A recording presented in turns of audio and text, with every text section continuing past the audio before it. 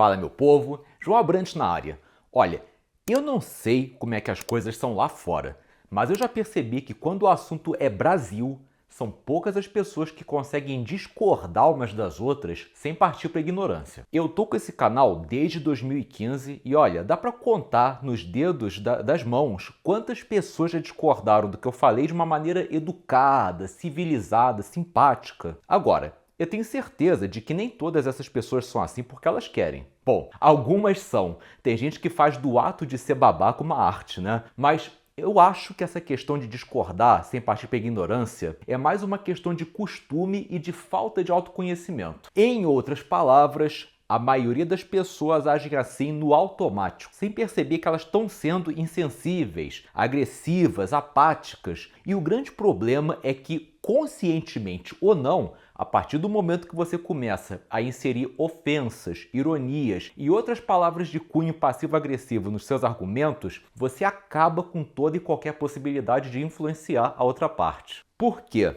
Porque o ser humano tem uma necessidade intrínseca de estar certo sobre as coisas. Ninguém gosta da ideia de ficar na dúvida. Não é à toa que a indecisão é um dos sentimentos mais angustiantes que uma pessoa pode ter. É por isso que as pessoas, depois que elas fazem uma escolha ou tomam uma decisão, elas só focam nos argumentos que favorecem o que elas escolheram ou decidiram, mesmo havendo argumentos que dizem o contrário. Então, quando você aborda uma pessoa já dizendo que ela está errada, ou que ela está falando merda, ou daí para baixo, você na realidade você está invadindo e cutucando uma área da psique que é muito sensível, que fatalmente vai deixar essa outra parte em modo reativo e que muito provavelmente vai mudar o foco da discussão do assunto em si para uma disputa de força. Por isso que essas discussões quase sempre acabam escalando para o uso das falácias argumentativas. Isso dito, qual que é a melhor maneira para discordar de alguém e sem ativar esse modo defensivo da outra parte? Bom, para início de conversa,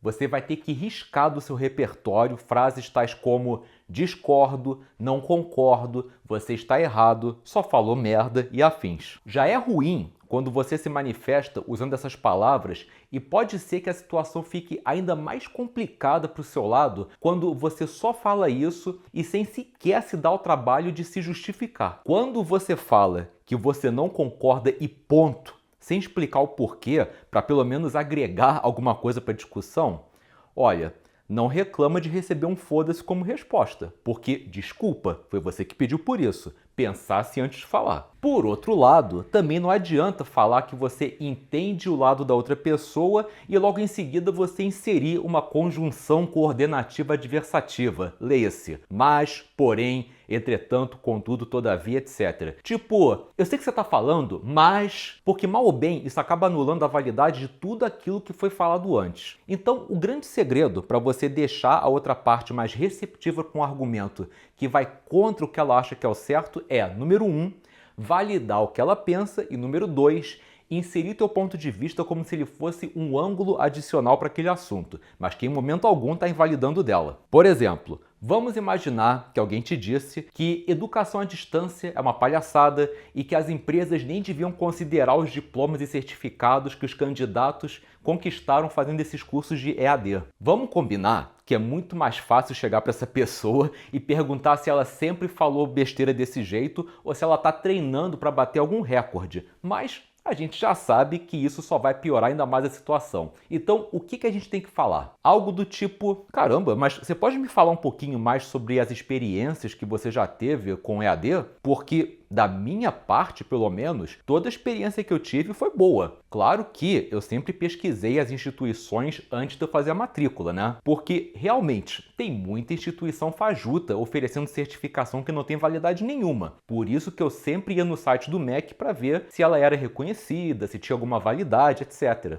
Vem cá, você já experimentou pesquisar essas instituições de EAD que estão dentro dos parâmetros do MEC e que oferecem certificados e diplomas que têm a mesma validade dos cursos presenciais? Você vê que em momento algum eu falei que ela estava errada. Eu validei o argumento dela, inclusive demonstrando um certo interesse de saber mais sobre as experiências que ela já teve para poder chegar nessa conclusão e logo em seguida eu falei que pelo menos comigo as coisas foram diferentes. Mas, de novo, em momento algum eu deixei entender que ela estava errada. Então, na medida do possível, troca o discordo, você tá errado e o falou besteira por coisas do tipo. Curioso isso que você falou, porque comigo sempre foi assim. Aí você insere teu ponto. Interessante essa tua linha de pensamento, porque quando eu parei para estudar esse assunto, eu aprendi que, seu ponto, eu costumava pensar da mesma maneira que você. Sabe o que me fez mudar de ideia? O dia que eu descobri que, seu ponto. Agora, vamos imaginar que ela te respondeu assim: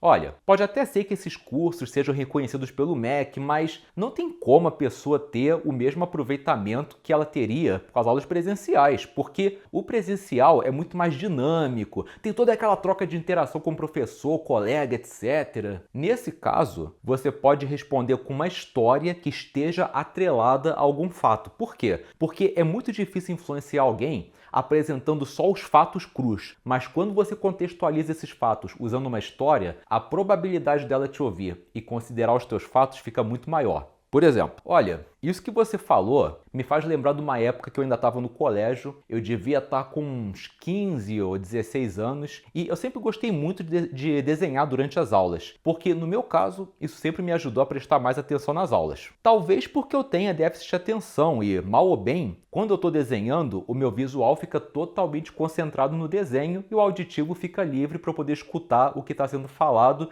e sem ficar distraindo com aquilo que os meus olhos podem estar captando. Só que eu tinha uma professora de biologia que não entendia isso. Toda vez que ela chegava e me via desenhando, na mesma hora ela falava assim: parou com isso, né? Resultado de todas as matérias que eu cursava, biologia era sempre a que eu tinha menor nota, porque era justamente aquela que a professora não me deixava estudar da maneira que funcionava para mim. E mais para frente, fazendo psicologia, eu descobri que existem vários tipos de inteligência e que cada ser humano tem um perfil de aprendizagem diferente. Você não acha que essa questão do aproveitamento é relativa, no sentido de que aquilo que funciona para você não necessariamente vai funcionar para todo mundo? E por último, existe uma dica bem legal para as discussões que já começaram mal, de uma maneira acalorada, né? Que é você usar o humor para desestabilizar a outra pessoa. Por exemplo, teve uma vez que eu estava discutindo com uma ex-namorada minha na rua, nada escandaloso, tá? E nisso passou por trás dela uma senhora que estava passeando com um cachorrinho que, sem brincadeira, ele cabia na palma da mão, era muito pequenininho, né? Aí eu falei assim: cuidado, cuidado! Apontando pra baixo, né?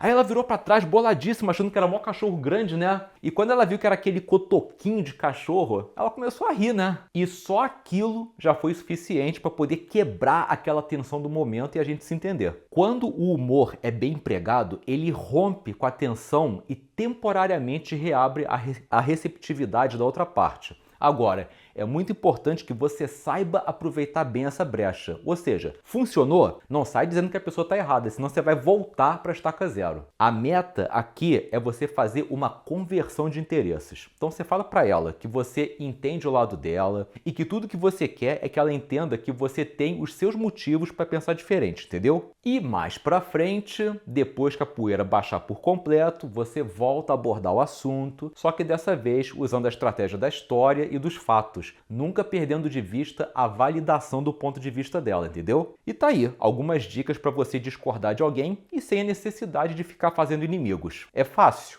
Não, não é.